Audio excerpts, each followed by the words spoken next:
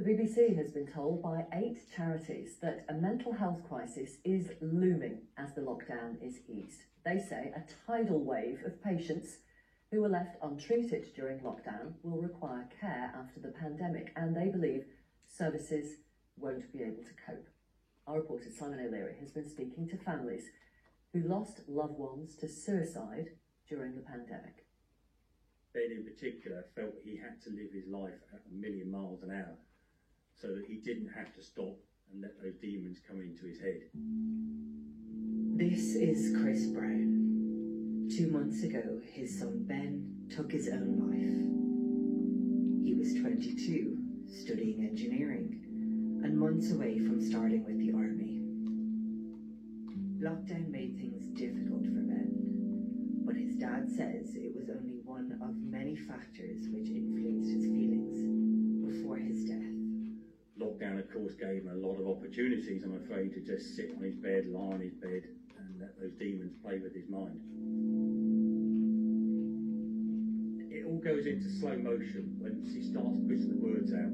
It's our son, Ben. He's killed himself. And it just slowed right down. I've never felt this feeling of I couldn't stand up straight. I suddenly had to lean against the table. My legs were going. And I was just shouting no, goodness knows how many times, down the phone, and probably a swear word as well. To his parents' knowledge, Ben was never diagnosed with a mental health condition. His dad says he didn't show any outward signs of his suffering. He was just one of many struggling during the pandemic. The charity Mind are calling on the government to start planning now for the deep and lasting scar that they say will be left in the country's mental health. Professional volunteers have had an escalating number of calls and people in acute anxiety. So I've been speaking to a whole host of charities for this film, and they've all said the same thing, that as we come out of lockdown and in the coming months, we're heading for a mental health crisis. We normally have a lot of people maybe mentioning suicide, but almost a third of our callers have been talking about suicidal plans. And we actually predict there will be a tidal wave of people who are going to need help and that the mental health services are not going to be able to cope.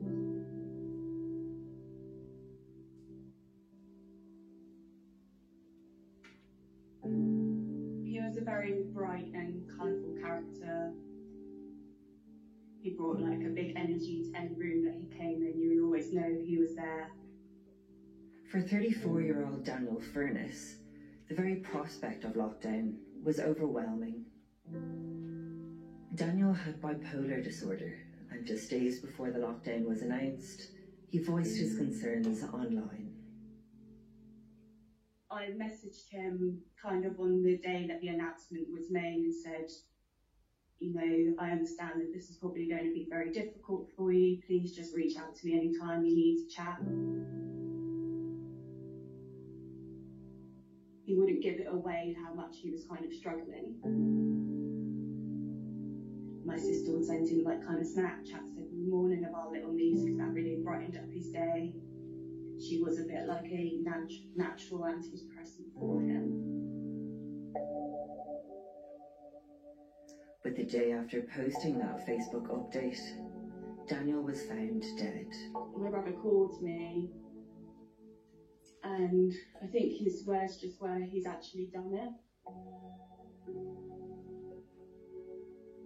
Lockdown was just probably one of many factors for him, and it was just unfortunately something that obviously just intensified it far too much for him.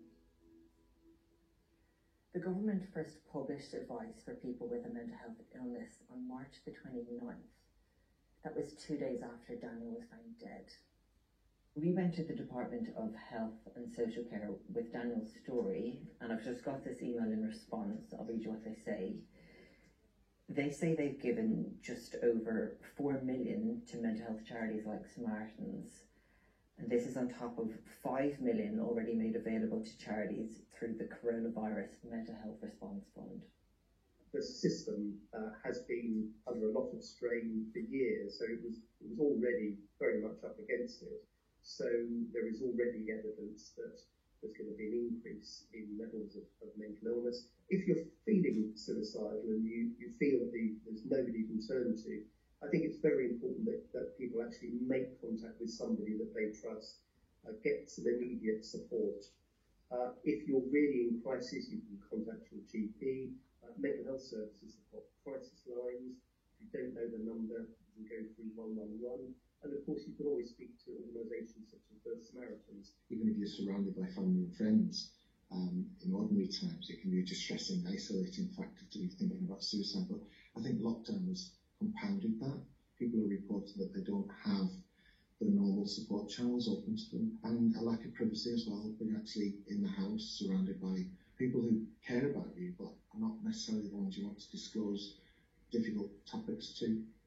Chris's son Ben was a vocal advocate for mental health. Just a month before taking his own life, he posted online to encourage other men to discuss suicide prevention. For so many of his friends, he was their guy to turn to when they were feeling low. You gave me the biggest hugs ever you could see through my mental health and suicidal pain. Who knew that the person who really needed help was you too? That was especially true for Ace Hussain, a spoken word poet and one of Ben's university friends. He's been diagnosed with clinical depression and generalised anxiety disorder. Corona's already affected me heavily in terms of death. Lockdown got me learning self-love and now it's reversed. I could have been Ben a few years ago. If it wasn't for people like Ben and my friends telling me to seek support and counselling, then I wouldn't be here. I wouldn't be speaking to you. Yeah. I won't be around the bush. Lockdown is the worst. I wouldn't wish this pain upon my worst enemy. The pain of waking up every morning and feeling like you just want to go back to sleep. That pain of suddenly wanting to open up but then closing it all in. That pain of thinking that no one will miss you and feeling as though you're a burden on this world.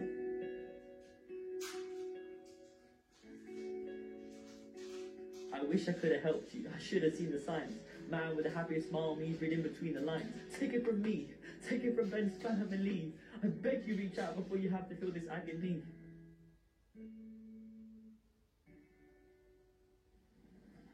Suicide is such a complex issue, and it almost never happens just because of one reason. Lockdown may have added an extra layer of difficulty to Daniel and Ben's lives, but there's no way their deaths could be attributed to just that. And for their families, they have to live with the loss for the rest of their lives. I've just got through Father's Day. That was the strangest experience. Christmas, birthdays, they're always going to be challenges forever now. We would sit at the table and watch the red kites up in the sky above us. And he'd look at them and say, they're magnificent beasts, aren't they, Dad? And I said, yeah, they are. And it's strange now, when I see them swoop over low over us, I see Ben now.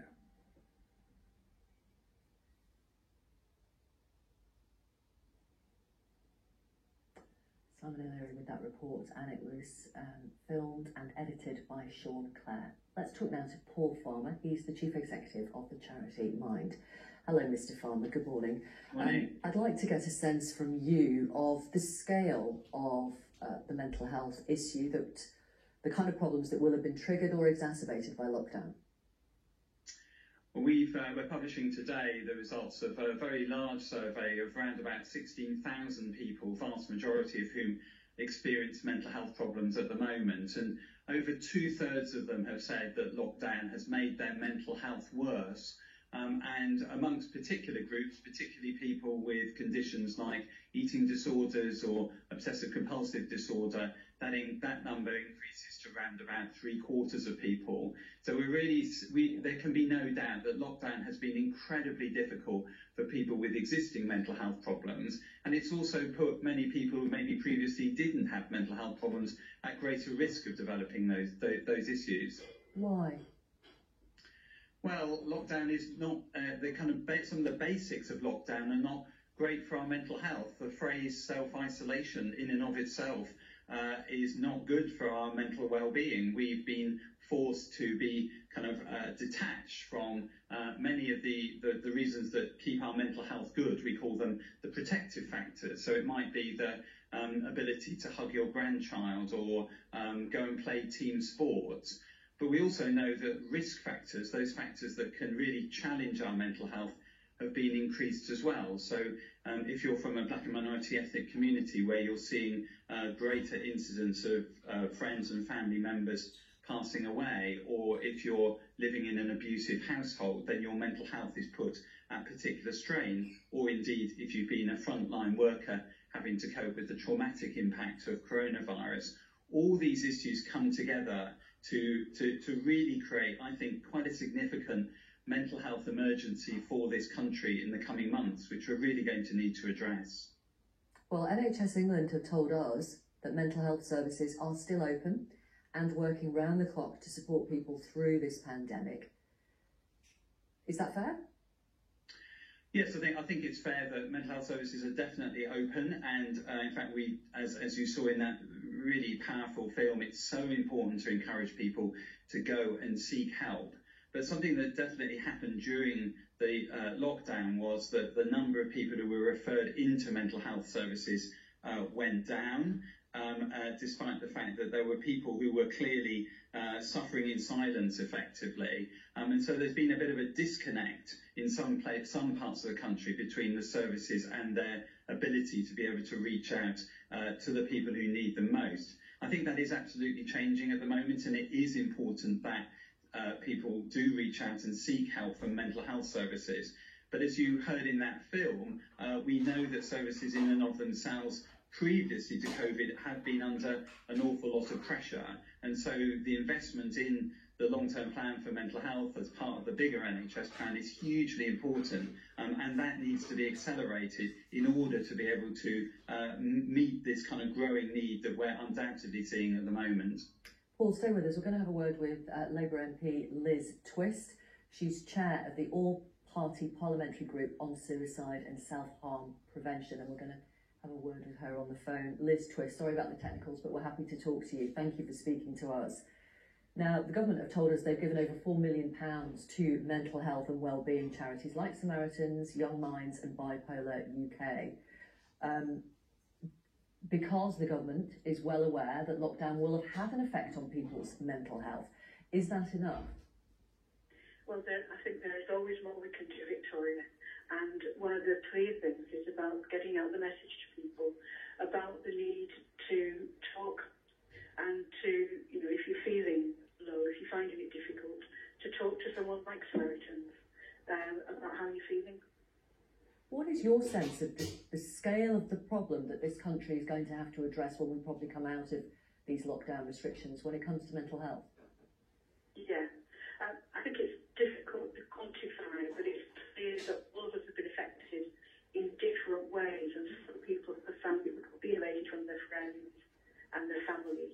And so we will need to make sure that services are available for those people as we come through coronavirus. It's not just the physical health side, it's the mental health side that we need to be addressing as well. Okay.